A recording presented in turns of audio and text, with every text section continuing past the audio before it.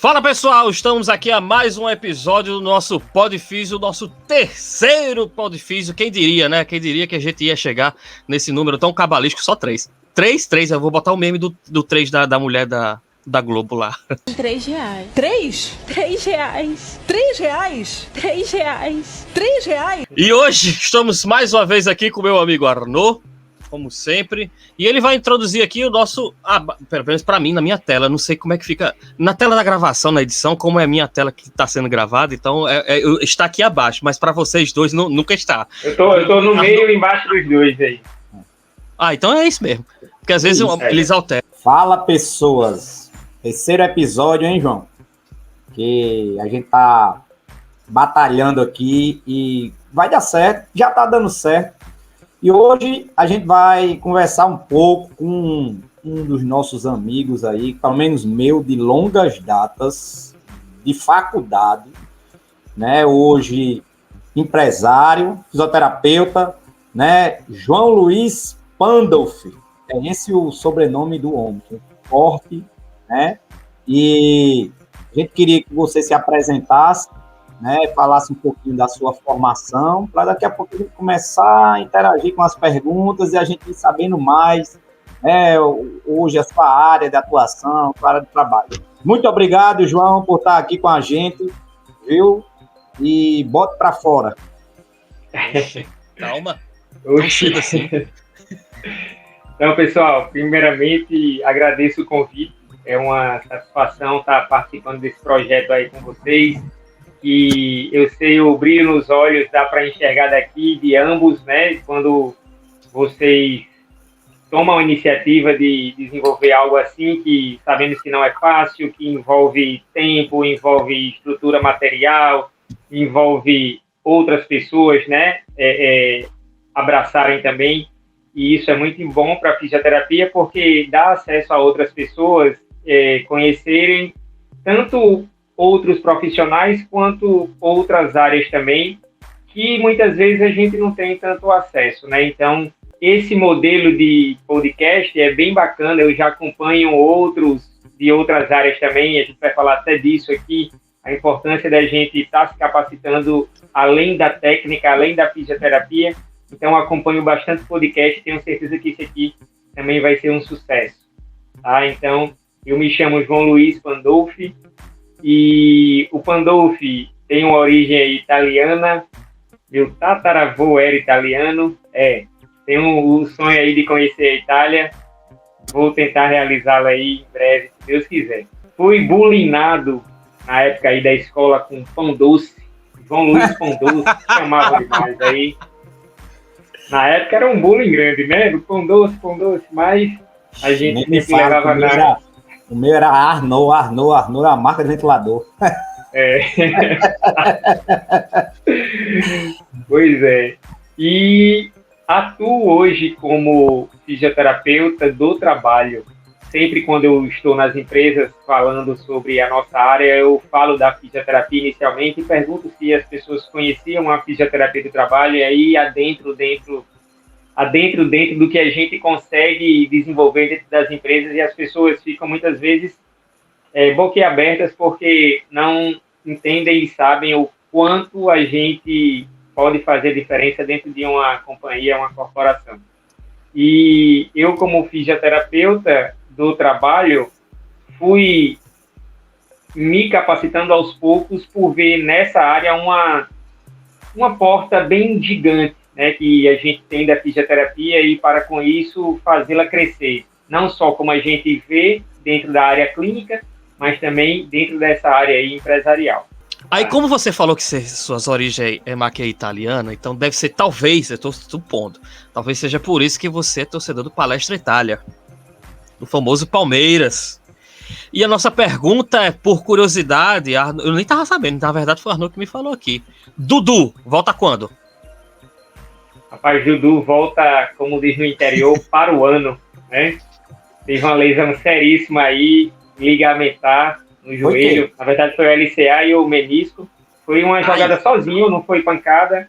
Eu sei bem o que é isso. Pois é, foi sozinho. Beijo, Edu, pra você. E aí agora só retorna ano que vem estaremos sem ele na reta final aí da Libertadores e Brasileiro. Uma grande Eu acho que ele vai fazer muita falta. Ele joga pelo quê? Pela esquerda, é? Ele é um atacante destro que joga pela esquerda, cortando para o meio, né? Ele faz uma dinâmica muito boa ali com o lateral Piquerez, que é uruguaio.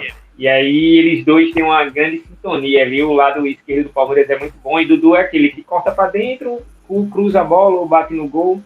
E aí, de fato, o treinador ainda está quebrando a cabeça para saber quem é que vai substituir ele nessa reta final. Perguntar, quem é que tá à altura para substituir ele? A altura ninguém, né? Agora, o que a torcida, a imprensa pede é que coloque o menino Hendrick, né? Tanto é que dos 2 últimos jogos que ele entrou no final do jogo, no segundo tempo ali, ele fez uma diferença grande. O menino é muito veloz, ele é forte, tem uma potência de velocidade e de chute muito forte. Então, ele poderia fazer esse lado direito, o lado esquerdo, ou então colocar o Dudu, o Rony do lado e ele ficar na frente, né? Mas Rony já perde gol do lado dele. Do outro lado. Rapaz, Rony é um cara assim, é um ícone folclórico, porque ele é altamente ansioso, mas quando tira ali para ele fazer a diferença, ele do meio de campo. Não, mas ele é um bom jogador. Mas ele é esforçado por demais, eu acho. Ele só é afoito muitas vezes. Abaixa a cabeça e chuta no gol e pronto. O Dudu vai fazer falta porque é um jogador chato pro outro time, viu, Dudu? Porque ele marca. Eu até o comparo. De ser chato, tem uns jogadores que são bem chatos. Tem um chato de fato, de personalidade, e tem um chato com a bola, assim. Dudu é um chato com a bola. É isso que eu tô dizendo, isso. É difícil de tirar a bola dele. Bruno Henrique. E aí, Bruno Henrique também, né? Vire o golaço que ele fez aí. Os dois, né? Um foi anulado. Rapaz, agora, essa seleção olímpica vai dar um caldo grande, viu, meu irmão? Pela convocação... Hendrick não foi, né, bicho? Não foi convocado ele. Nem acompanhei, cara. Eu sou descrente com a seleção, sabe? Eu também, mas o desinismo... Eu vejo as polêmicas, né? Do convocação, desconvocação aí, que teve agora do Antony, teve do Paquetá. Você já viu que o dono da seleção falou, né? Que prefere o desinismo do que o Lancelotti, né? O dono da seleção. Foi? O dono que você diz, o presidente cara da CBF? É o NJR10. Vou falar o nome aqui, não. Entendi. Você processar. Foi o próprio. O Diniz tá lá por causa do Neymar. Porque ele nunca foi treinado por ele, né? Neymar nunca foi treinado por Ancelotti, né? Não. Seria talvez Ancelotti não goste do estilo, de repente, sei lá. É isso. Agora sim, sem clubismo. Vitor Roque ou Hendrick? Cara, hoje Vitor Roque seria o titular. Mas é porque seria o titular. Agora Hendrick carece de mais chance, de mais oportunidade de tempo de jogo, né? Porque ele tá criando casca. Na base ele arrebentava demais. Aí veio... Ele hoje enfrenta qualquer zagueiro, né? Ele é forte. É o mesmo lado, né? Rapaz, Vitor Roque acho que é mais central. Ele é mais central. Você imagine Vini Júnior caindo por um lado, um desses meninos pro outro, botando um centroavantezão bom ali, menino. Ele só tem 17 anos, imagine. A gente aqui tá com uns 40 aí. E ele tem 17, meu amigo. O Facebook ainda vai evoluir, né? É muita coisa, pô. João, a primeira pergunta que eu queria lhe fazer é o seguinte. Quando foi que você, né, decidiu ir para a área da fisioterapia do trabalho? Assim que se formou, na faculdade? Porque, assim, na época da gente, mal se falava nisso, né, de fisioterapia do trabalho. Hoje, graças a Deus, tá aumentando, né, assim. O pessoal tá vendo aí, graças a Deus, que eu digo a importância que as empresas estão vendo para que o fisioterapeuta também esteja dentro da empresa. Aí eu queria saber como é que foi esse seu começo aí. Bom, Arnoldo, eu me formei em 2007. Na minha época de graduação, de 2003 a 2007, a gente teve uma disciplina que era ergonomia e biometria, o nome da disciplina. na qual era um professor que não era ergonomista, não tinha nem especialização, nem atuava na área, mas era aquela questão que a gente conhece bem de o professor tapar um buraco por uma disciplina, né? E o aluno que busque os conhecimentos além do que ele vai aprender ali por aquele professor não especialista. Acontece demais isso. Você tem um professor que vai tapar vários buracos ali, né? Não dá para ter um professor para cada disciplina específica da grade curricular. E aí a gente teve, de forma bem superficial, eu até lembro de um trabalho na época da faculdade, que não foi ele que me saltou os olhos ali para a área, mas que tinha que fazer uma análise ergonômica de algo. Então a gente fez meu grupo fez uma análise ergonômica estrutural das escolas estaduais daqui de Natal. A gente foi em 5 escolas e fez a questão muito de acessibilidade, associava a ergonomia àquilo, a acessibilidade ali, a cadeirante, essas coisas. Foi interessante, foi o meu primeiro contato com isso, mas, como eu disse, não foi isso que me fez, caramba, vou seguir essa área, né? Até porque a ergonomia entrou depois. Primeiramente, quando eu me formei, aí pronto, passou essa disciplina, e aí me formei em 2007 e atuei na área assistencial, no município aqui vizinho de São Gonçalo do Amarante, quando criou-se os NASF, Núcleo de Apoio à Saúde da Família, atuei aí por 2 anos e meio, 3 anos. E nesse meio, eu estava fazendo uma pós-graduação de disfunções vertebrais e crânio-mandibulares. Eu, naquela perspectiva de fazer algo diferente, que não seguisse aí a boiada ou na área ortopédica em geral, eu disse, vou fazer de disfunção temporomandibular. E descobri uma pós-graduação nessa área na cidade que meu pai nasceu, em São José dos Campos, São Paulo. E aí fiquei indo uma vez por mês lá, para essa cidade fazer essa pós-graduação. Pensei em desistir, estava um pouco desestimulado, a pós desorganizada, mas segui até o fim. E depois ela até me abriu portas para o futuro doutorado que eu viria fazer, né, por ter essa pós dentro dessa área crânio-mandibular. E aí, em nenhuma dessas viagens a São Paulo, eu tive um contato de um amigo de bairro, sabendo que eu era fisioterapeuta, que me perguntou, João, você faz ginástica laboral? Eu disse que não, mas que poderia elaborar um projetinho e apresentar uma proposta para a empresa. E aí era uma empresa, na época, no Portugal Center, ali, empresa de cobrança, que tinha seus 30, 40 funcionários, para fazer uma ginástica laboral 2 vezes por semana. E aí eu, na hora, peguei o material, recolhi, num desses voos, fui rabiscando o papel, fui fazendo uns cálculos e quando eu cheguei lá no destino, mandei o e-mail para o colega e a proposta foi aprovada. E aí foi, quando eu retornei, já tive que me apresentar lá na empresa e começar a fazer. Foi meio que assim, com ginástica laboral, que geralmente é a porta de entrada para muitas pessoas. A ginástica laboral porque é um tipo de ação, de serviço que é mais comercial, mais famoso, digamos assim.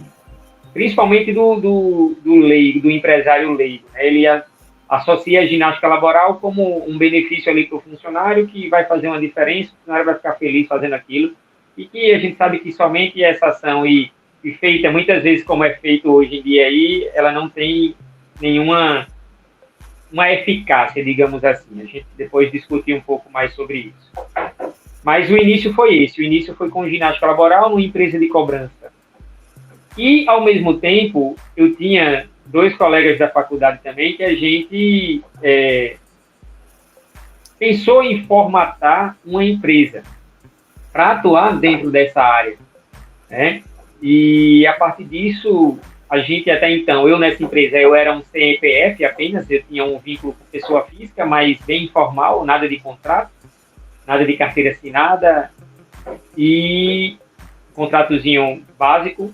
E aí a gente abriu a empresa e esse amigo também, ele começou a fazer ginástica laboral em uma outra empresa, também independente. E aí a gente teve um convite por um funcionário que ele fazia ginástica laboral lá, convidar para uma outra empresa, uma terceira empresa. Sendo que essa terceira empresa... Como é que chama isso hoje, hein? Network, né? O network, né? Network, né? Vamos falar disso. Fez não sei o que, o network aqui, pô, que massa, cara. Massa demais, o que o leigo chama de boca a boca, né? O nome chique é network, né? Mas aí a palavra é network, né? Exatamente, network. E aí, essa terceira empresa precisava de que a gente tivesse um CNPJ. E aí tivemos que, de fato, abrir a empresa do ponto de vista legal, né? E aí as coisas foram surgindo. Só que a gente, inicialmente, sem uma base de gestão e uma base de planejamento empresarial, a gente fechava contratos com valores muito baixos, fechava contratos pensando só no valor direto nosso de mão de obra, sem pensar nos custos, nos impostos, nos encargos, nos tributos e tudo. E aí foi se criando uma bola de neve em relação a débitos com Receita Federal. Antes, naquele período, não existia ainda o Simples, que foi uma iniciativa... Tome DARF. Pois é, do governo, que facilitou muito as empresas do meu ramo, né? Quando a gente conseguiu se enquadrar no Simples, diminuiu muito nossos custos aí com os encargos. Mas então, o início de fato foi isso aí, né? Isso aí já é um gancho que eu acho que também... Eu já tive clínica, já tive experiência nisso. Você tem experiência, claro, que em outro ramo. O João tem uma clínica, experiência. E eu acho que, não sei qual é a experiência de João, mas todos nós apanhamos com isso, né? O fisioterapeuta quer abrir uma empresa, quer abrir... Não, eu sei aqui, eu sei acolá, não quer pagar um contador, não quer ter uma... Não adianta, né? Assim, eu deixei de apanhar, não. Continuo apanhando. Sim, mas... Sempre, né? O empresário sempre tá apanhando. Fazia sem contador no começo, começou a ter um bocado de coisa errada, e a gente optou, como o João tá dizendo aí. Não sei se João Ricardo lembra, mas meu primeiro trabalho apresentado em congresso foi análise ergonômica dos carregadores de madeira. Você lembra dessa? Eu lembro. Caraca, a gente foi fotografar lá na madeireira de uma colega da gente. Era quem? Era quem mesmo? Janaína. Foi Janaína, isso. Aí o cara, João, o cara era uma esponja aqui, cara, amarrada com um barbante, onde ele botava a madeira aqui, ó. Não tinha EPI nenhum. Era uma adaptação, né? Essa esponja já era para proteger. Saía do caminhão, ele já botava aqui, tá? E a gente fez esse trabalho, sugestão. Primeiro trabalho apresentado em congresso, análise ergonômica dos carregadores de madeira. Falava. Então eu acho que esse erro aí, bicho, é uma coisa que todo fisioterapeuta que está começando agora, quer abrir uma empresa, né? Agora o João está dizendo que tem o MEI, tem tudo isso. Por favor, vão abrir uma empresa, não brinquem de ser administrador, não brinquem de ser contador, não, porque isso traz problemas futuros. Abra uma empresa, contratem é custo, mas lhe protege futuramente de muita coisa. A gente tem hoje, até para assessorar os profissionais, né, fora o ambiente de internet, que você tem acesso a muita coisa hoje, YouTube, videoaulas, próprios podcasts que falam de empreendedorismo na fisioterapia. Um grande aliado é o Sebrae também, que ele tem bastante material, conteúdo, inclusive gratuito também, consultorias, para assessorar aí os profissionais que querem, de fato, abrir um CNPJ, né? Porque até digo, quando o profissional acaba de se formar, independente se ele vai ter empresa ou não, ele vai se autoempreender, né? Ele vai ser um empreendedor. Ele vai ter que buscar pacientes domiciliares, ele vai ter que vender o seu currículo aí para ele ser apreciado por clínicas, ou ele vai estudar para concurso. Independente da linha, da área que ele siga, ele vai ter que saber se comunicar bem, ele vai ter que saber vender o seu serviço, mas vender o seu peixe, né, para convencer, persuadir ali a pessoa a contratá-lo, ou aquele paciente a adquirir os seus serviços fisioterapêuticos, né?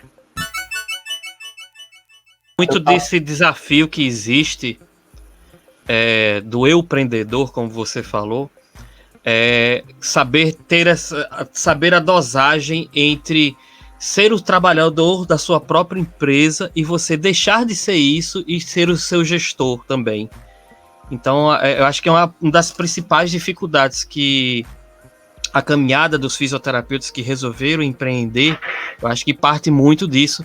E eu queria saber se você teve alguma experiência, quando você se deparou com isso, como foi que você lidou, se você teve que fazer uma sociedade para tentar te ajudar, se você conseguiu, através do próprio Sebrae mesmo, se ele deu alguma sugestão para você. Então, já passei por tudo isso aí que você falou, né? São 14 anos de empresa aberta, então a gente já viveu muita coisa, boas e ruins, né?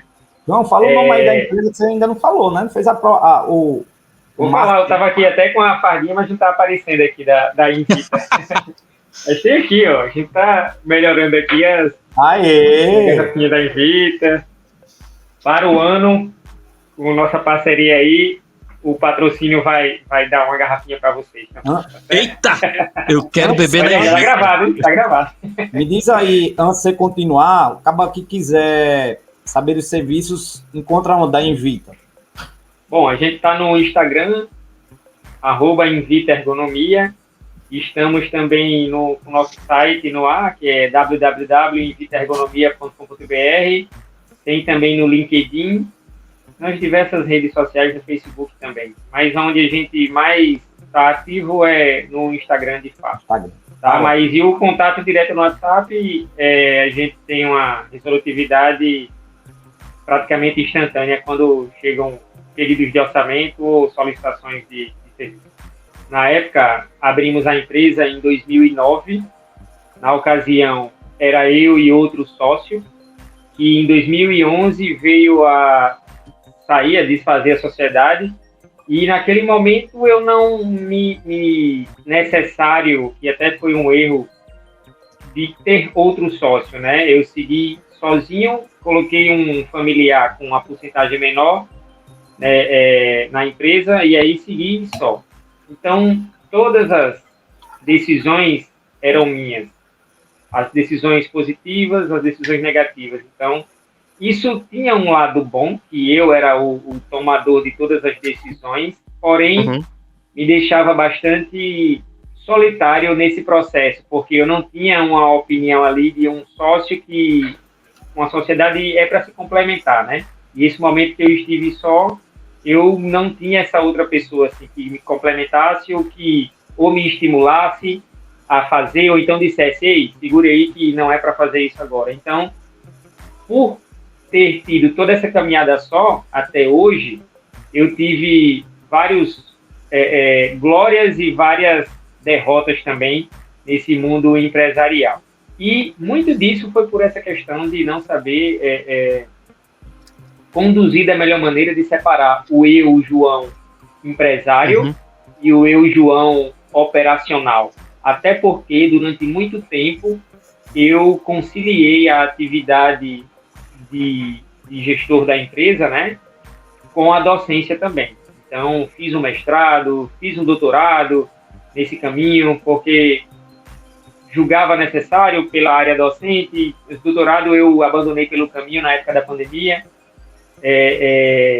Não fiz. O mestrado eu fiz em saúde coletiva, o doutorado estava seguindo o mesmo caminho, mas ali no auge da pandemia, final de 2020, eu optei por trancar e aí acabei trancando de fato, né? Não retornei. Abandonei a parte da docência e fiquei full time na Invita, né? Me dediquei totalmente.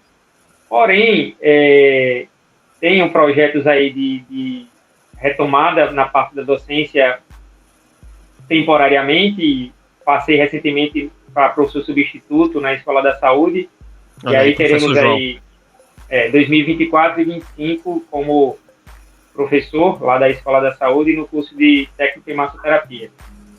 Então foi algo assim que eu busquei também para ter um complemento de renda. E aí entra uma questão bem cultural nossa lá atrás, de que eu sou filho de pais que foram funcionários públicos, né, que são, né, no caso, meu pai aposentou-se agora do serviço público, mas segue particular, e minha mãe ainda é funcionária pública da Secretaria de Saúde aqui do Estado.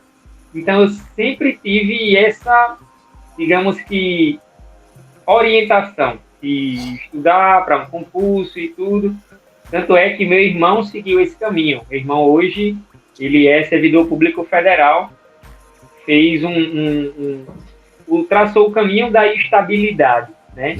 E aí, eu, durante um longo tempo, não mergulhei de cabeça somente na Invita. Hoje ela poderia ter o dobro do faturamento, o triplo do faturamento, mas eu sempre conciliei muito por medo ali daquela questão de não ter um vínculo de trabalho, não ter 13º, não ter férias. E isso eu sei que é um medo de muita gente.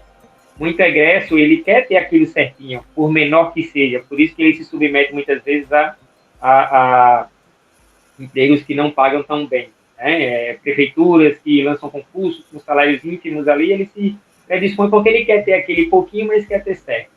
E aí eu passei praticamente 2022 somente com a empresa, e aí fiz algumas reflexões e achei que poderia, já que houve essa abertura, de fazer essa seleção para professor substituto, que aí vai ser algo de complementação de renda, além de ser algo que eu gosto de fazer, que é ministrar aulas, né? Tanto é que eu trago isso também para dentro da empresa, na parte dos treinamentos que a gente oferta, treinamento de ergonomia, treinamento de manuseio de carga, a gente faz muito isso dentro das empresas, e é uma maneira que eu tenho de praticar ali a docência, né? De aplicar metodologias ativas, de conversar com as pessoas, de me expor como ali o facilitador, né? Da aprendizagem do pessoal nesse assunto específico. Mas, de fato, é um desafio você separar, né? Primeiramente, separar as suas contas pessoais das contas da conta da empresa, e também você separar o você operador, você mão de obra, a pessoa que vai aplicar a técnica, vai fazer, no meu caso ali, aplicar a ginástica laboral, que eu faço até hoje, mas gosto de fazer também, e do eu gestor. E aí, entre o gestor, é o cara que vai ter que captar clientes, é o cara que vai ter que apresentar uma proposta que chegou por e-mail, é um cara que vai ter que organizar o financeiro da empresa, provisionar o 13º dos funcionários, é o cara que vai ter que pensar em benefícios para o funcionário não ficar insatisfeito na sua empresa, é o cara que vai fazer tudo. Então, assim, aí você... o marketing tem isso também, então acaba sendo aquele polvo que você precisa fazer várias coisas. E para isso, a gente começa a precisar, como você citou anteriormente, de profissionais ali da contabilidade, profissionais do próprio marketing. Hoje eu tenho um setor financeiro da empresa terceirizado, que se chama BPO, é um nome bonito, BPO financeiro, né? São empresas que terceirizam, assim como eu posso terceirizar o marketing, eu terceirizo o setor financeiro também, e eles gerenciam, organizam de uma maneira que eles sabem tudo que entra e que sai da minha empresa. Né? João, isso aqui foi gasto pessoal ou gasto da empresa? Olha, João, você já tirou tanto, então esse gerenciamento é bacana, né? Determina um prolabore, então aí entra a importância de ter uma outra, como eu não tenho o sócio, eu tendo o contador, eu tendo o BPO financeiro, eu tendo essas outras pessoas ali, eu fico sendo gerenciado também, né? Para que eu siga um caminho favorável aí para o crescimento da empresa, que é o objetivo de toda empresa, né? Crescer, aumentar faturamento, né? E impactar, no nosso caso, primeiramente, trabalhadores e, consequentemente, as suas respectivas empresas nas quais eles trabalham. Então, o BPO, ele não é a contabilidade da empresa, ele é o seu financeiro mesmo. Ele é o meu financeiro. Ele vê contas a pagar, contas a receber, ele faz o provisionamento. A contabilidade vai ser aquela parte de gerar os DAFs, os encargos, os tributos, fazer folha de pagamento. Mas esse gerenciamento aí, João, você precisa pagar isso agora, João, segura para pagar, vai ter um imposto ali que vai parecer que é maior. E é isso, né? Bacana. A Invita hoje conta com 11 funcionários, todos CLT, né? Carteira assinada, e é uma grande responsabilidade, né? Que se você for ver, embora grande parte dos meus funcionários tenham um segundo vínculo também, eles têm um vínculo direto comigo, então você é responsável ali pela renda, seja total ou parcial, de algumas famílias, né? Então, isso requer de mim uma responsabilidade grande. Posso atrasar tudo, mas não atraso o pagamento de funcionário, né? A gente tem sempre ali. Teve o período da pandemia que foi horrível para todo empresário, né? Para a gente especificamente, o meu maior cliente disse, João, a gente vai ter que segurar aí alguns meses para ver como é que vai ficar essa questão, porque meu serviço é diretamente ali de contato físico, né? E aí vocês viram como foi o tornado que foi a pandemia, né? E afetou diretamente a gente. Aí tivemos aí alguns incentivos do governo, os benefícios emergenciais, que aí ajudaram a gente a segurar as contas e não precisar demitir ninguém. E aí é isso. Eu tenho 10 funcionários, 3 funcionários são de outro estado, os demais são daqui, e os daqui a gente consegue ter um contato maior, e é importante isso. Os de fora a gente tenta as chamadas de vídeo, contato aí no WhatsApp, ter esse acompanhamento também, e tem que ter, né? Tem que fazer essa gestão também para não deixar muito solto, né? Já que representam a nossa empresa aí, os nossos clientes. Hoje, queria que você falasse pro pessoal qual é a abrangência da Invita, né? E assim, e o que é que você vende, né? O que é que você vende para o empresário hoje? Bom, Arnaud, falando de maneira, se eu estivesse no pitch, no elevador ali falando bonito, né, João? Se eu estivesse no momento ali no elevador, como é o nome do programa? Shark Tank. Se estivesse no Shark Tank. Pronto, ali para vender também, né? Eu diria o seguinte, que a Invita contribui com a redução de gastos, com afastamentos dos trabalhadores, contribui com a melhora da qualidade de vida dos mesmos, né? A gente primeiro aponta ali para a questão financeira, porque de fato isso acontece, e aí também, consequentemente, a gente melhora a qualidade de vida daquele trabalhador, e ele vai melhorar o seu desempenho, vai melhorar o seu desenvolvimento dentro da empresa, porque ele vai estar mais saudável. E aí você me pergunta, como você faz isso? E aí que entram os nossos serviços. O nosso grande objetivo é esse, é impactar ali positivamente no financeiro da empresa para que ela tenha menos gasto com o afastamento do trabalhador. Ela tenha, para quem é da área do RH, você sabe quanto é um dia perdido ali do trabalhador. Quando as empresas grandes elas somam o número de dias faltados por trabalhadores no decorrer do ano, isso aí é um dinheirão que é jogado no lixo. Então a gente tenta ali, de maneira organizada e objetiva, tá contribuindo com essa redução a partir das nossas ações.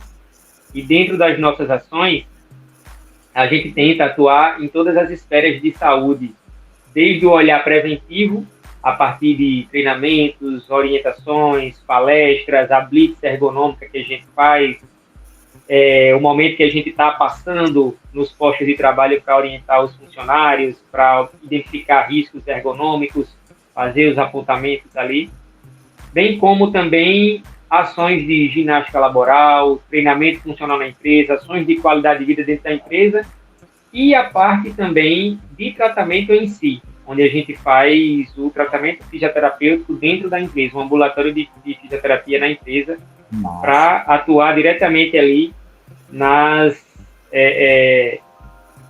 nos problemas que venham a surgir nos trabalhadores, né? E isso que eu acho bacana, dentro da fisioterapia do trabalho, eu sempre, até hoje falei numa palestra, a gente tem, no ser humano, no trabalhador em geral, você tem 3 tópicos ali do dia dele. O dia tem 24 horas, você trabalha, você dorme e você faz qualquer outra coisa, né? Então, 1/3 do dia ele está dormindo e 1/3 do dia ele está trabalhando. Grande parte das lesões musculoesqueléticas, né, não sei um percentual, mas podem ser provenientes da situação de trabalho desse cara, né? Seja por pegar peso, por movimento repetitivo, seja por passar o dia todo sentado. Então, e aí falando da fisioterapia clínica em geral, quando a gente vai avaliar um paciente e tenta investigar e buscar a causa daquela dor dele, e aí eu vou perguntar como ele dorme, né? Vou perguntar ele trabalha com o quê, e aí a gente tem que detalhar bastante esse trabalho dele, trabalha em pé, trabalha sentado, é repetitivo, pega peso, faz rodízio de funções, né? E pergunta os hábitos de vida. O que é que você faz? Pratica atividade física, sim ou não? Para tentar entender qual é a causa daquele problema. E estando dentro do ambiente corporativo, a gente consegue diretamente, quando, por exemplo, chega uma pessoa no ambulatório lá, dentro do nosso cliente, rapaz, eu tô com uma dor forte aqui nessa região do trapézio, aqui no ombro, o braço tá ficando cansado. E aí, tá, beleza. A gente faz a avaliação, faz o tratamento clínico, e aí, peraí que vamos lá dar uma olhada no seu posto de trabalho? E a gente já faz essa conexão, vai no próprio posto de trabalho. Quando você vai ver, em algumas condições, óbvio, a causa está ali. Por exemplo, nessa situação aqui, é o cara que usa o mouse lá longe. Inconscientemente, sem esse conhecimento. Como é que eu resolvo isso aqui? Vamos ajustar, organizar o seu layout aqui do posto de trabalho. E aí ele realmente parou de doer. E a gente faz as orientações pertinentes, né? Então, tem essa facilidade de você estar dentro das empresas. Você escuta a queixa do trabalhador e já associa diretamente à atividade que ele faz. E associa com propriedade, porque você visualiza aquilo diariamente. Então, poxa, esse cara está com dor lombar ou dor no ombro, aquela atividade que ele faz, de fato, exige uma sobrecarga ali musculoesquelética. Então, aí o que é que adianta? Aí eu falo muito isso para os fisioterapeutas, né? Falava muito isso nas aulas. Do que adianta numa condição dessa eu tratar a queixa do paciente e não buscar a causa? E aí eu tratei a causa, a queixa dele, ele saiu sem dor, mas ele vai voltar a ser exposto na causa. E aí a causa está lá, no ambiente de trabalho dele. Enquanto não houver uma intervenção naquele posto de trabalho dele, a causa vai estar sempre lá. Faz sentido, né? É justamente isso bacana que eu acho. A gente conseguir fazer esse tipo de intervenção imediata ali com esse conhecimento. E aí fica até uma questão... Não é uma crítica, mas, por exemplo, tem muita empresa de medicina do trabalho, né, que faz os exames admissionais, periódicos de outras empresas. E aí, muitas vezes, os funcionários vão para nessas clínicas fazer os exames, periódico, admissional, demissional. E esse médico que está fazendo o exame lá desse cara, ele é um médico do trabalho, porém, ele não tem o conhecimento da atividade laboral do cara. Ele se vale de quê? Do que o cara diz. Não, eu vou fazer tal coisa. Não, eu faço isso no meu trabalho. E aí ele direciona ali com o que ele ouviu e não com o que ele observou da atividade. Então, é muito mais bacana quando você tem um método do trabalho que conhece o ambiente ali para estar fazendo as restrições, as limitações, o admissional. Isso é importante porque, imagine que... E aí tem outro ponto também. A gente está estendendo essa parte, mas quando você faz um exame médico admissional, João ou Arnaud, já fizeram recentemente um exame admissional, demissional, periódico? Sim. Eu faço na empresa. Quanto tempo durou esse exame? Pronto. Quanto tempo durou o exame desse? Na cadeira, 1 hora e pouco. Dentro do consultório, 6 minutos, 5 minutos. Exatamente, Arnaud. Você passa mais tempo esperando do que dentro da sala de fato. E aí o cara faz um exame altamente superficial, pergunta, você tem pressão alta, já sofreu queda, não sei o que, não sei o que. E aí ele coloca aquele futuro o empregado como apto. E esse cara que está fazendo o exame admissional, ele não vai dizer que tem dor no ombro, ele não vai dizer que ele tem dor nas costas, ele não vai dizer que ele tem um problema crônico no joelho, né? E aí o que acontece? Esse cara é admitido e aí passa a desenvolver um problema que ele já tinha prévio, aí o trabalho pode ou não contribuir, mas quando ele diz que é apto, a empresa assume toda a responsabilidade ali por conta dessa questão. Então isso é uma questão bem delicada aí. Isso foi um tema que a gente debateu no podcast passado, que a gente estava conversando que a outra colega, Niara, também faz parte agora da fisioterapia forense, né? E eu falei que um dos erros hoje do exame admissional é não ter passar por um fisioterapeuta, entendeu? Justamente por essa funcionalidade. Você vai contratar um cara, né? Vamos lá, você hoje trabalha numa rede de supermercado, Nordestão, né? Você sabe da maioria das funções, Nordestão. Sabe ou não sabe? Você faz blitz ergonômico, você faz isso, você sabe. Tipo, o cara vai trabalhar como caixa. Aí você chega lá, não existe um teste funcional que é feito com esse cara. Ele chega lá, passa lá, trabalhando, não sei quanto. Eu tô correndo disso, foi aqui do trabalho. Mas ninguém fez um teste funcional com ele. Desculpa. Né? Você vai trabalhar como repositor. Ninguém pede nem para ele levantar os braços. Exatamente. Eu acho que isso é mais uma fonte onde a gente tem que pescar e batalhar para que isso seja... Porque eu acho que é mais um campo para a gente, né? E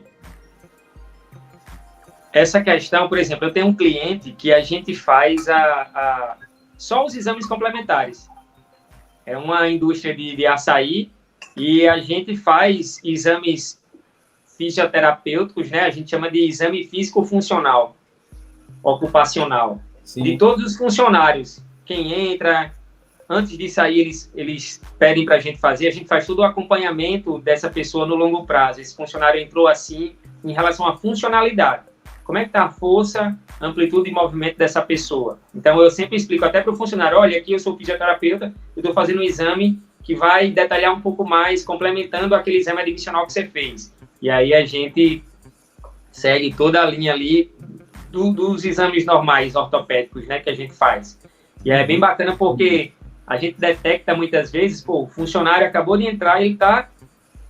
Às vezes o funcionário é inocente de dizer que tem, naquela conversa mais informal comigo, e aí eu pontuo isso e passo para o RH da empresa, e às vezes ele não diz, mas eu percebo. Eu percebo crepitação no joelho, eu percebo o teste de Jobe ali para o ombro positivo, e aí a gente vai passando todas essas informações. A empresa fica mais cercada de argumentos ali quando decidir demiti-lo ou não continuar com ele ali no contrato de experiência. E aí essa questão que você falou, Arnaud, no finalzinho, existe hoje, né, um projeto de lei para incluir o fisioterapeuta nas empresas. Acho que você até me mandou pelo Instagram ou pelo WhatsApp. E isso já é uma coisa positiva, porque já vai nos inserir nesse ambiente de maneira compulsória, né? Agora a gente precisa ter profissionais capacitados para tal, né? E aí isso já vai abrir bastante campo para esse tipo de questão, para a gente ter aí um exame, seja admissional, periódico, demissional, de mudança de função, de retorno ao trabalho, mais apurado, mais rico em detalhes. Eu percebo um pouco disso. Olha, eu vou aproveitar enquanto eu tô falando, metendo a propaganda. Se tiver alguma coisa errada, me avisa aí, se tá alguma coisa escrita errada. Tá. Mas empresas existem muitas, empresas de um modo geral. E se você for prestar atenção, é essencial ter a presença da medicina do trabalho. Eu vou englobar não só a fisioterapia do trabalho, a medicina do trabalho. E eu vejo que é um campo riquíssimo, e um campo fortíssimo, e um campo imenso para o fisioterapeuta. Que justamente por causa dessa dificuldade, não dificuldade nem crítica como você falou, mas por causa desse modus operandi dos médicos do trabalho que vão fazer um exame menos minucioso, mais superficializado, sem entender tanto o contexto do trabalhador dentro do seu ambiente de trabalho, faz com que nós possamos ter esse contato com as empresas muito mais fáceis do que o próprio médico. E aí vem meu questionamento. Por que não existem mais fisioterapeutas do trabalho? Já que é um campo assim que a gente sabe conversar, como você falou, a gente vai chegar pro empresário e mostrar dados para ele e mostrar onde é mais sensível para a empresa dele, que é justamente o dinheiro, que dizendo, olha, essa parte preventiva que eu vou instalar, digamos assim, eu vou colocar na sua empresa, vai fazer tais benefícios. Por que não existem mais fisioterapeutas do trabalho? Por que ainda eu, pelo menos na minha percepção, eu vejo ainda com um campo ainda muito pouco explorado? Então, na minha concepção, com base aí nos meus anos de atuação dentro da área, a gente tem concorrentes, né? A parte mais tradicional da fisioterapia, a parte clínica, ortopédica, atrai muita gente, a parte da terapia manual, e aí tivemos o boom da parte da medicina tradicional chinesa, tem a questão da área esportiva, que atrai muita gente também, tem a questão da área neurológica, tem hoje uma área que tem crescido muito, que é a neuropediatria, com a parte aí dos tratamentos com criança no espectro autista, crescido muito a procura de fisioterapeutas para atuar nessa área, para fazer cursos de capacitação, e tem também a parte, mais duas áreas que eu considero ali concorrentes, digamos assim, a área dermatofuncional, que atrai muita gente, né? E a porta de entrada, pelo que eu visualizo aí dos ex-alunos, é sempre aquelas empresas de laser, para o profissional ficar aplicando laser, nada contra, mas é uma porta de entrada, e ali ela começa também a desenvolver outras ações dentro da fisioterapia dermatofuncional e estética. E a área que na pandemia teve um boom imenso foi a parte da fisioterapia em UTI, né? Então, assim, por exemplo, eu tenho hoje 2 funcionárias que, além do vínculo com a Invita, elas têm vínculo com o serviço público atuando em UTIs, né? Então, assim, a fisioterapia do trabalho, ela tem esses concorrentes. Então, e para eu atuar dentro dessa área, eu preciso que alguém me contrate. Alguém, o cliente final, que é a empresa em si, ou a empresa como a minha, a Invita, né? Quando eu abro uma vaga de trabalho para uma contratação, eu fiz um até recentemente agora, bem urgente, eu recebo vários currículos, vários. E o que me faz eliminar, na primeira olhada ali, primeiro é se a pessoa não escreveu nada no currículo, no e-mail, só anexou o currículo e pronto. Eu já nem considero o resto, né? Porque para mim é uma falta de organização ali da pessoa, de bom senso, enfim. Diz várias coisas sobre a pessoa, isso para mim. Já fica a dica aí para você que está escutando. Gente, no mundo do ChatGPT, nem você precisa fazer mais. Exatamente. E aí, o que eu olho também, às vezes a pessoa que está fazendo uma pós-graduação de UTI e quer trabalhar na Invita, que está fazendo uma pós de neuro ou trabalha com neuro, aí assim, tá aí, trabalha com empresa no ramo da estética que quer trabalhar na Invita. Eu não quero esse perfil de pessoa, né? Eu vou procurar um perfil que atenda ali a minha necessidade e eu vejo naquela pessoa uma perspectiva de crescimento dentro daquela área. Então, como assim, se fosse um bico. Exatamente. Então, eu não quero que ninguém faça bico comigo, né? Eu quero pessoas ali comprometidas para estar alcançando ali nossos objetivos nos nossos clientes. Então, assim, toda empresa precisa de um fisioterapeuta.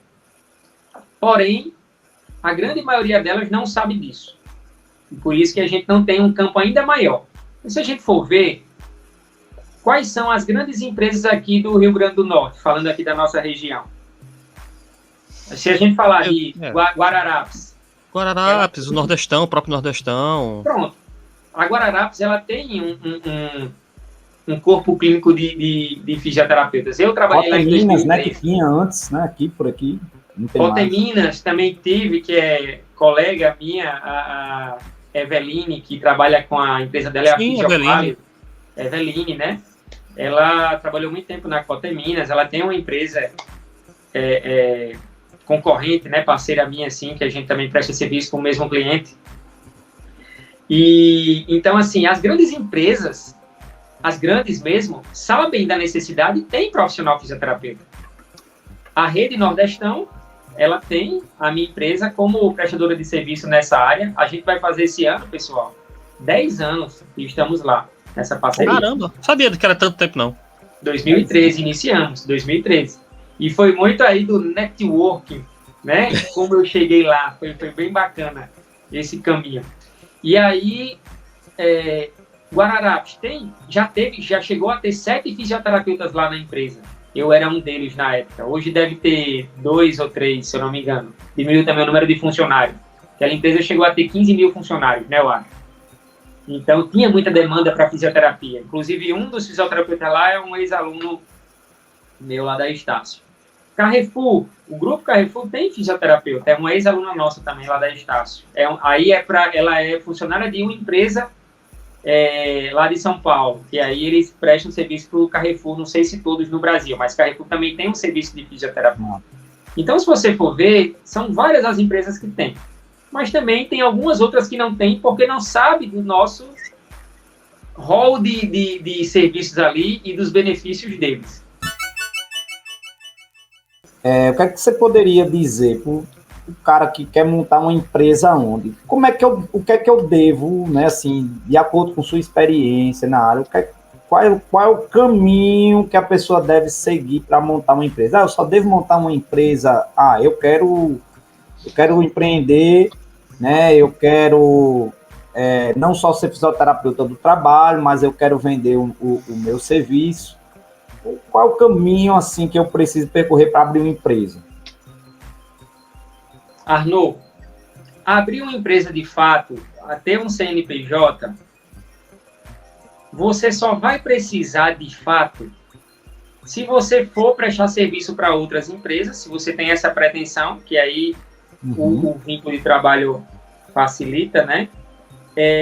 Ou se você cresce com o seu nome de uma forma que você não consegue mais dar conta da demanda. Entendi. E aí tem até uma colega nossa, vou citar aqui o nome dela, a Luciana Protásio, que ela tem uma equipe de vários fisioterapeutas. A equipe doutora Luciana Protásio. Então, assim, eu não sei detalhes ali sobre a questão de vínculo e tudo, mas eu entendo que ela transformou ali o nome dela num CNPJ, se fosse o caso, até pegando esse exemplo dela, né, para que você consiga, aí entrar a sacada, né, você contratando outras pessoas, e aí para isso você precisa ter um CNPJ aberto, né, para contratar outras pessoas, eu consigo estar aqui com vocês agora e ter um funcionário meu na empresa X fazendo atividade laboral no turno C, que é esse horário agora, entendeu? Então, eu consigo, como é que eu falo, ampliar o meu alcance. Eu passo a não vender as minhas horas, mas passo a comprar horas de outras pessoas. Então, se você chega nesse momento, nesse patamar, você precisa, de fato, abrir uma empresa. Se você é aquele fisioterapeuta clínico, que vai ter o seu consultório, que vai ficar nisso, talvez não seja necessário. E aí é interessante conversar com o contador qual é o melhor tipo de linha da empresa que você precise para ter um custo menor com os encargos e tributos. Você vai contratar alguém, vai ser parceiro, vai ser sócio, né? Teve acho que ainda tem uma clínica aqui em Natal que durante muito tempo ele nunca contratou nenhum fisioterapeuta, ele mandava a pessoa abrir o CNPJ para contratar. Por que isso? A pessoa comprava uma parte, né? Isso. Comprava uma parte da clínica, 2%, 1% da clínica. Então, isso era uma manobra para quê? Para não gerar um vínculo de trabalho, né? E a gente querendo trabalhar, louco por uma oportunidade, se submetia a isso, né? Então, assim, eu não sei se teve nesse tempo problemas trabalhistas, mas é uma mão na roda para ter, né? Mas se está do ponto de vista legal e a empresa está certa disso, se está dentro da legalidade, ela pode fazer, né? Mas, enfim, a Invita hoje trabalha com a contratação normal CLT dos funcionários, né? Eu não quarteirizo. O que seria uma quarteirização? Né? Eu sou uma empresa terceirizada, né, prestadora de serviço. Uma quarteirização seria eu contratar o CNPJ de Arnaud para um serviço que eu consegui lá em Açu. Se Arthur, eu consegui um contrato com a prefeitura de Açu ou com uma empresa lá de como é que chama? De telha. Cerâmica. Uma cerâmica lá grande de Açu, e aí eu vou contratar você que mora lá em Açu, por exemplo, para trabalhar lá, mas eu quero o seu CNPJ. E aí eu quarteirizo. O vínculo da cerâmica é com a Invita. E mas a Invita vai... Né?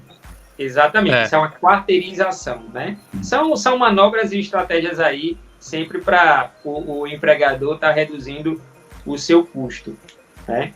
Mas realmente é desafiador, assim, você conseguir manter 10 pessoas com vínculo trabalhista, com toda a questão hoje envolvendo aí os benefícios, né, 13º, férias, as rescisões, FGTS, tudo isso que envolve aí, a empresa ela deve ser bem organizada para essa coisa fluir de maneira saudável.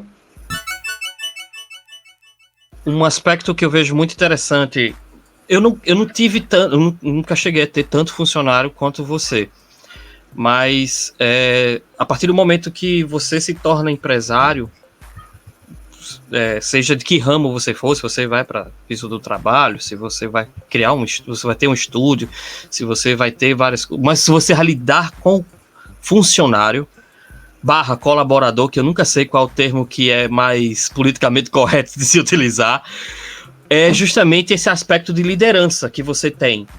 Muitas pessoas te veem como dono, é o dono.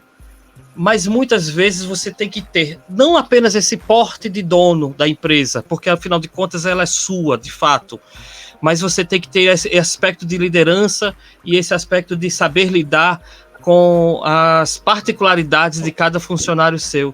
E eu acho que é uma das características mais incríveis que quando o cara se lança a ser empreendedor. Como foi esse processo para você? Você já tinha esse aspecto já dentro de você como um gestor de pessoas também? Ou isso foi criando à medida que a empresa foi aumentando e aumentando de funcionários também? Cara, eu vou ser bem sincero. Eu ainda estou nesse processo, né, de amadurecimento. Eu nunca fui um líder nato como eu gostaria de ser, tá? Inclusive, estarei agora, já aproveitando a deixa, a partir de segunda eu vou estar começando um programa de desenvolvimento de líderes, um curso de liderança que eu vou estar fazendo toda segunda-feira. Então, já pensando nesse aperfeiçoamento que é exigido. Você vai aprender a liderar na prática, né? E aprender também com pessoas que ensinam, porque isso é treinável também, né? Você ser líder, aprender as estratégias de dar um bom feedback para aquele funcionário, de saber demitir, né? Saber contratar, saber levar, saber uma coisa que é muito difícil, saber motivar o seu funcionário também, extremamente importante, e ser exemplo, né? Então, assim, desses 14 anos na Invita, e alguns deles eu fui patrão de mim mesmo, né? Eu não tinha empregados, tinha um sócio na época, mas depois de um certo tempo a gente passou a ter o funcionário, e eu pequei bastante, né? Do aspecto, assim, de não ser líder. Pequei de ser amigo demais, de você ser Só uma pausa. Eu acho que eu ia dizer isso, cara, agora para você, né? Eu sempre achei um cara gente boa demais, assim, nos papos, nas conversas, e o cara, para ser líder, o cara tem que, né, pegar uma caixinha, jogar para cá, pegar outra, jogar para cá. Porque essa vivência que a gente tem no nosso dia a dia, como amigos, né, como colegas amigos, né, e a gente sempre tem isso, mas quando a gente leva para o lado da empresa, isso é muito mais difícil, né, cara, porque, tipo, eu também tive empresa, como é difícil, você começa a ter uma relação, mas a gente tem que entender ali, assim, uma relação de amizade, até às vezes, né, com as pessoas que você tem, né, eu acho que já tem funcionário seu aí com mais de 6 anos de empresa, 6 ou 7 anos, se eu não estou enganado. Então, assim, como é difícil, né? A gente querer se aproximar, querer se distanciar, eu acho que é um jogo de cintura que a gente tem que ter para ser, de fato, um líder e não ser o amigo, né? Porque o líder vai ter aquele momento que ele vai ter que ser mais humano, vai ter que se colocar no lugar do outro, né? Praticar empatia. Só que ele vai ter aquele momento que ele vai ter que ser mais racional também. Olhar para o crescimento da empresa. Porque o funcionário entra, o funcionário sai, mas a empresa segue, né? E se eu projeto um crescimento da minha empresa no médio e longo prazo, eu tenho que pensar especificamente nela. E para que ela cresça, e aí entra o clichê, né? Um CNPJ é feito de CPFs, né? Eu preciso ter uma equipe ali engajada, eu preciso ter pessoas que estejam alinhadas com o nosso propósito. Por isso que volta aquela questão de não querer gente que tenha bico, que só esteja ali para ganhar um salário no final do mês. Né? Tem que estar alinhada com o nosso propósito para crescermos juntos, porque aí entra, ó, quando o nosso cliente principal ele abre uma loja nova, cresce a minha empresa, e a minha empresa crescendo, cresce o meu funcionário também, cresce a oferta de horas, né, de mão de obra, eu preciso aumentar a carga horária do meu funcionário atual, ou preciso contratar mais gente. Então, é uma relação ganha, ganha, ganha. Queria que você dissesse aí para as pessoas, né, quais as principais dicas, né, você poderia dar assim para as pessoas que querem, né, atuar, querem ser empresários, né, no ramo da fisioterapia, né, querem fazer quais são, o que é que você diria assim, eu não faria isso que eu fiz no começo, né, e siga por aqui. Boa pergunta, Arnaud. Uma coisa que eu faria, e faria de maneira ali, se eu pudesse voltar no tempo, né, eu faria algumas coisas diferentes. Eu me dedicaria mais ao meu negócio, né, porque a gente viu aí, tivemos o boom de contratação de professores, várias instituições de ensino superior crescendo, e aí, de repente, tivemos o boom de demissões, né, então, assim, uma coisa temporária, e minha empresa está desde então.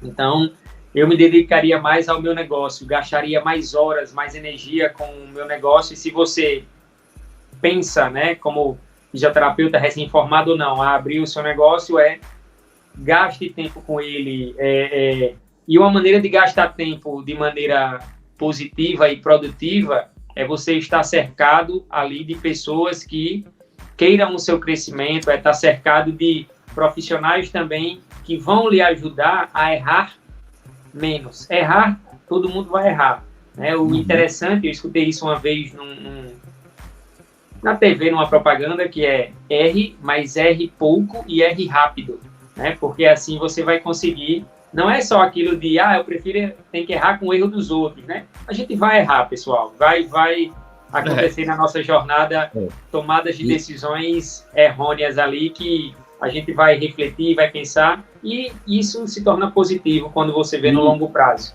Né? Então, a frase assim, de Cortella, eu vou complementar você, eu gosto demais de Cortella, cara. Às vezes eu fico assistindo os vídeos dele só para pegar. E ele fala uma frase que é bacana, fala assim,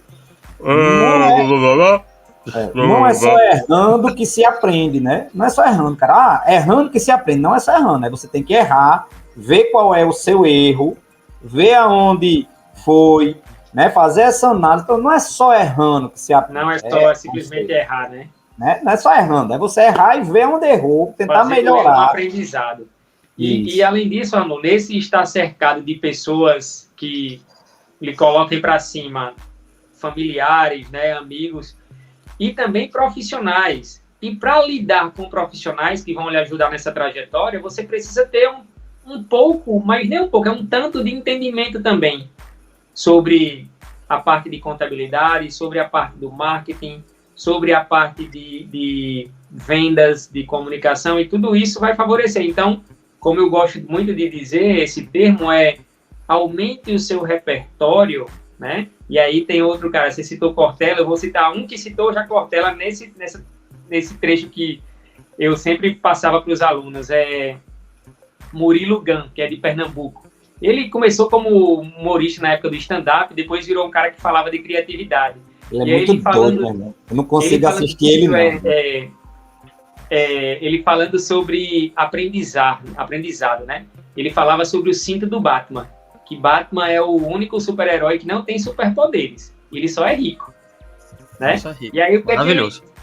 Pois é. E aí o que acontece? Ele tem um cinto de utilidades que ele precisa fazer tal coisa, um bumerangue, ele tira do cinto. Ele precisa tirar não sei o que, ele tira do cinto. Então, o profissional, ele precisa ter no seu cinto de utilidades, eu preciso estratégia de vendas, ele vai tirar ali. Eu preciso me comunicar bem, ele vai tirar ali. Então, ele tem que se cercar de todo o contorno ali que vai ser exigido dele nessa trajetória profissional. ele vai precisar negociar com o cliente, com o paciente, ele vai precisar divulgar o seu serviço, ele vai precisar falar bem, né? Ele vai precisar ter uma mente tranquila, saudável ali para poder lidar com as frustrações. Então, poxa, faça uma boa terapia, se cerque aí de... Sério mesmo, se cerque de profissionais e de pessoas que caminhem junto com você. Essa é a maior dica que eu deixo aqui. Eu acho que o fisioterapeuta precisa aprender a vender mais, sabe, cara? Vender mais, porque... Vender é o mais difícil. Para mim, acho que dos processos é o Não, mais difícil, eu tô é o vender. Isso porque, assim, o cara chega, bota, assim, exemplo, treinamento funcional. Nem daqui a pouco tá cheio, né? O fisioterapeuta... Eu acho que o fisioterapeuta precisa trabalhar isso. Rapaz, saber vender mais. Para eu fechar com o cliente, eu levei uns 20 nãos, ou mais, né? Eu digo assim, de outras propostas de negociação. O e-mail é cheio aqui de solicitação de solicitação de proposta. Uns não fecham por conta do preço, outros não fecham por N razões, né? Porque não conhece o serviço da gente, outro que vem com indicação já é mais fácil fechar. Então, um processo de vendas, ele tem muitas nuances que envolvem ali se vai dar certo ou não. Eu já negociei com um ex-colega meu de época de faculdade, que hoje tem uma empresa grande, mas ele não contratou o meu serviço, talvez pelo financeiro, em outro estado, em outro estado que ele mora. E aí, assim, foi frustrante porque eu achei que ia dar certo por conta da intimidade que a gente já tinha, mas não deu. Então, assim, e já fechei com gente que eu nem imaginava que fosse fechar numa negociação ali de venda bacana, né? Onde eu pude botar para fora toda a minha bagagem ali e aprendizado. E aí, o que eu digo? Muitas vezes, o próprio fisioterapeuta, ele tem essa dificuldade, primeiro, porque ele não pratica, ele fica inibido de se expor, de vender de diversas formas, né? Aquele a gente vê muito assim, aprenda a vender, vá lá pro sinal para vender bala e você pratica perder a vergonha. Mas quem é a pessoa que vai ter essa coragem, né? Mas tem gente que tem, vai, faz e a partir daquilo ela começa a perder a vergonha, né? Muitas vezes é o medo do não que a gente tem, ou o medo do julgamento de como é que chama? De um parceiro ali, um outro fisioterapeuta vai dizer, vixe, o João tá falando sobre isso e tá errado. É o medo do julgamento, mas na verdade ninguém tá nem aí para você, né? E a gente se prende muito. E aí o que eu acho interessante e até indico é que, assim, por exemplo, eu vou fazer esse curso agora de liderança, certo? E eu já fiz outros cursos de vendas, ou de oratória, ou de várias coisas. Eu ainda sou um bebezinho ainda nesse aspecto. Eu preciso me aperfeiçoar cada vez mais. Eu tenho um livro aqui, que é até emprestado de um grande amigo meu, que eu preciso até devolvê-lo, mas é bem bacana, que é Como Chegar ao Sim. É a negociação de acordos sem concessões. Projeto da negociação da Escola de Lei de Harvard. A gente tem acesso com livros e podcasts e tudo, a tanta coisa bacana gratuita, e que por ser gratuita a gente não valoriza e não vai atrás. Mas tem tanta coisa bacana nesses livros, nesses materiais. E outra, o fisioterapeuta, ele deve sair da bolha. O que é sair da bolha? Poxa, vai ter um curso que eu vi de vendas. Só que o cara vai participar. Eu estava olhando agora, esse curso de liderança que eu me inscrevi, sim, talvez eu seja a única pessoa da área da saúde. Eu vi lá, porque ele pediu para colocar o nome da empresa que cada um representa. Tem empresa de imóveis, tem empresa de loja de coisa, tem empresa de tudo. E eu vou estar ali nesse meio. Então, além do aprendizado que eu vou ter fazendo esse curso de liderança, eu vou estar ali no network riquíssimo, porque podem sair dali potenciais clientes, né? Futuros clientes meus. Então, assim, eu só vou estar ali porque eu me expus. Eu saí daquela bolinha ali, eu vou fazer... Teve, por exemplo, o Sebrae fez uma vez um curso de medida certa, chamava, que você trabalhava os 4 pilares ali: marketing, eu fiz, vendas, planejamento estratégico e RH, gestão de pessoas. Só que era uma turma só para fisioterapeutas. E eles colocaram professores que não tinham conhecimento da fisioterapia, o que, por um lado, era bom. Porém, você estava ali imergido em só fisioterapeutas. Quando você abre esse leque e fura essa bolha e vai para um canto onde tem gente de todas as outras áreas ali, acontece isso aqui, porque ali você tira insights riquíssimos que se aplicam dentro da fisioterapia. Isso é bem bacana porque você começa a pensar com outros olhos, porque você sai, imagina, a gente passou 5 anos estudando, imergido ali num cenário da fisioterapia, técnica, tudo que a gente faz, cinesioterapia, UTI, ortopedia, todas as áreas, e aí a gente se depara aqui num mercado de trabalho que exige da gente, e aí você vai ter que vender, cara, se vire, dê seus pulos. E aí entra um segundo ponto que você tem que se expor. Isso. A não ser que você queira atuar numa área que você não vai interagir com ninguém, que você não precisa vender, não existe, né? A gente, como fisioterapeuta, a gente vai lidar com pessoas. Até na minha área, o meu cliente final é uma empresa, é um CNPJ, é o B2B, né, que a gente fala, mas o cliente final, eu estou lidando com pessoas. Então, eu preciso saber lidar com pessoas. Isso é o principal. E para lidar com pessoas, eu vou estar vendendo, eu vou estar tentando convencer, eu vou estar negociando aqui, como aqui o livro. Então, isso é extremamente necessário. A gente se expor. Cada vez que eu me exponho, eu tanto aprendo na prática, quanto aprendo com os sims e os nãos que eu levo, né, nesse processo de venda. Porque eu vou saber o porquê aquela pessoa não quis fechar o meu pacote de atendimento domiciliar que eu fiz para ele. Você achou caro, mas por que você achou caro? E você vai entender quais foram as razões que fizeram aquela pessoa não fechar com você. Então, isso é importante demais ali. Tanto você se cercar de pessoas que lhe empurrem para frente, você furar essa agulha da fisioterapia para aprender com pessoas de outras áreas e você se expor ali para praticar de fato aquilo que você quer aprimorar ao longo do tempo. Hoje aqui em Natal, pelo que você está fazendo, já tem bons cursos para isso, né? Porque a gente vê muito isso no Sudeste, São Paulo, né? Assim, cara, ali é outro do mundo, né? Mas aqui em Natal, já existe, pronto, a gente vê alguns cursos de oratória aqui, né? A gente já vê alguns cursos, o Sebrae tem alguns cursos legais, né? A gente tem esses cursos de vendas, né? Eu acho que desculpa.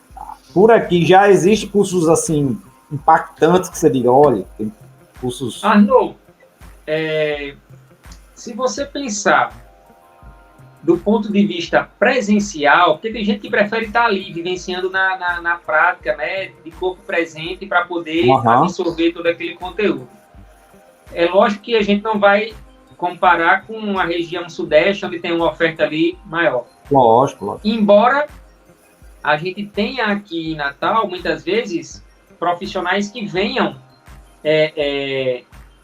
da sua respectiva região para cá para ministrar o seu curso presencial aqui. Isso acontece. Agora a gente tem que ficar antenado, ligado, acompanhar aquela pessoa na rede social. Eu participei em julho de um workshop sobre franquias. Não tem nada a ver, mas eu queria, porque ia ter lá muito empresário e de repente, poxa, eu dei a ideia lá que era da área da saúde, o cara disse que deu uma ideia de franquia. Eu não absorvi na época ali para poder aplicar, porque eu tinha outros projetos, mas é uma coisa que ficou ali plantadinha. Mas eu fui lá, era um cara bem conhecido nacionalmente, que fala muito sobre franquias e veio aqui fazer um workshop, que na verdade era uma isca para ele vender o curso maior dele. Mas ele veio para cá. Então, esporadicamente aparecem situações assim presenciais com pessoas renovadas fora. E aqui já temos alguns profissionais também que trabalham com isso de maneira bem efetiva, né? No entanto, por exemplo, você citou aí Flávio Augusto. Ele tem um curso com Caio Carneiro que se chama Vende-se. Esse curso, pelo que eu nunca fiz, né? Não que ele seja tão caro, é um curso de 2.000 e pouquinho e podem fazer 2 pessoas, você racha. pelo que eu já escutei de feedbacks e acompanhei de depoimentos, é um curso riquíssimo sobre vendas dos caras que, poxa, olha a bagagem que esses caras têm, né, de vendas, Flávio Augusto, tudo Caio Carneiro. Então, ali... E você tem acesso a isso. Agora tem que ter aquela questão de disciplina, de fazer um curso remoto, né, de você fazer o cumprimento ali das aulas. É que nem, pô, olha quanto é rico de informação, de insights que a gente fala num podcast desse. Isso. Como foi nos demais que tiveram também. Mas, infelizmente, quantas pessoas vão, mesmo que tenha acesso gratuito no YouTube, nos podcasts aí, nas plataformas, quantas pessoas vão, de fato, assistir? Né? A gente quer que esse número cresça cada vez mais, mas as pessoas ainda precisam despertar para isso, né? Pois é, e as pessoas... Em vez de assistir humor em excesso ali, que é legal também, mas em excesso não, músicas aí, os funk da vida, coloca um fonezinho ali e fica na academia ou durante o trânsito assistindo aqui, né? É, isso aí. Eu digo muito, eu às vezes tô aqui, vou lavar a louça, vou fazer alguma coisa, boto um podcastzão e fico... Eu faço muito no trânsito. O meu é trânsito, pinicagem não, pinicagem tem que ser pagode. Não, que às vezes, de manhãzinha cedo... Na pinicagem aqui, lavando louça, aí escutando o Jovem Pan Esporte, Mauro César Pereira, os caras lá... Pronto, coisas desse tipo, assim. Mas não deixa de ser, né? Também. Não deixa de ser.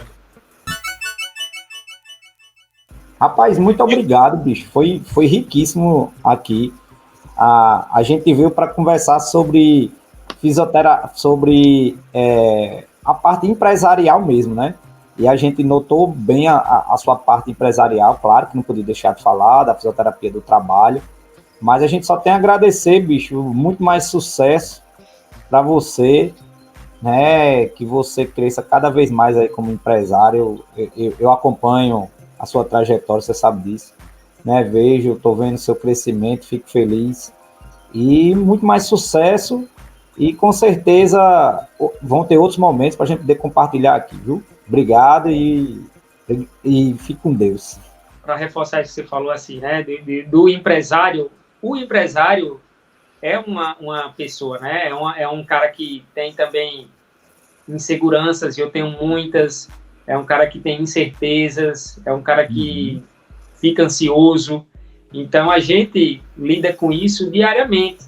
Eu fico pensando no salário do meu funcionário, eu fico pensando em vender um novo serviço para um novo cliente, eu fico pensando em renovar o contrato do meu cliente, então tudo isso me tira o sono também, né? Então, assim, a gente precisa, de fato, estar bem com a gente mesmo, se cuidar, porque a gente é responsável ali por um negócio que envolve não só a mim, como eu já citei anteriormente, né?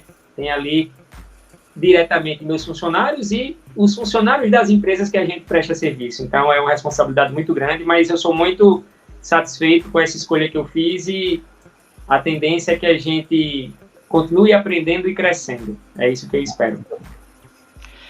E é isso, pessoal. Essa mensagem que João nos falou aqui é muito importante, porque existe não vou dizer um movimento, mas existe um comportamento social atualmente que tem essa demonização do empresário. O empresário é aquele cara que vai explorar o seu funcionário. Não, eu falo por mim também, João fala por ele também.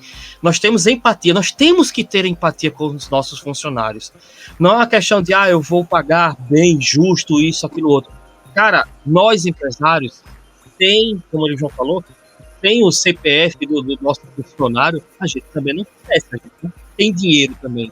Então, não existe, eu acho muito piegas você pegar e falar que, claro que existe, mas é muito piegas você botar dentro do mesmo saco todos os empresários e dizer que, todos eles aqui não fazem mais do que a obrigação de pagarem seus direitos trabalhistas. Não, a gente paga porque a gente precisa dos funcionários, a gente precisa deles, e a gente tem empatia, a gente sofre, a gente se envolve muitas vezes com eles, e talvez seja aí um dos pontos mais desafiadores da vida empresarial, seja ela na fisioterapia, seja ela onde for.